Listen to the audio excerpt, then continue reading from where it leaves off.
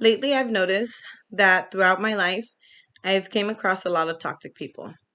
And I often think to myself, how did you end up so messed up?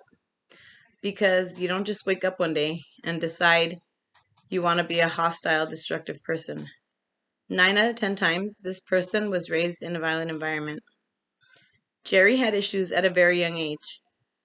All the signs of dysfunction were there, but nobody acknowledged it or cared to acknowledge it. He constantly displayed violent behavior, lack of concentration, and a lot of frustration.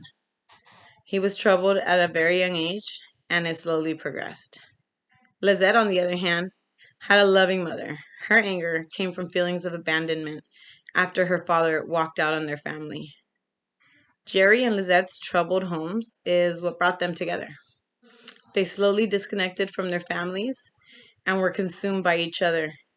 In the beginning of their relationship, there were already indications of a tumultuous relationship. For years, the relationship deteriorated.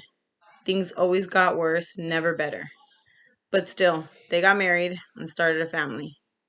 As the breadwinner for the family, Lizette constantly made it a point to remind Jerry that he was not a man because he had a criminal record and he couldn't provide for their family.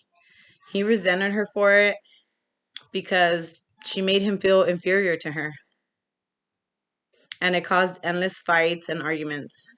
They both said some of the most hurtful things to each other, the kind of stuff you say to your worst enemy, not your husband or your wife. Once hurtful words are said, they cannot be taken back.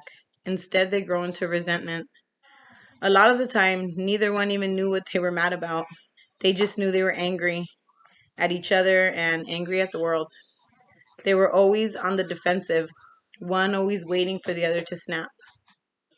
Over the course of 23 years, Jerry and Lizette had every chance to try to make their marriage work, but they gave up. They had stopped trying long ago. I'm not sure who gave up first, really, but somewhere their love was lost. So after 23 years, it finally came to an end.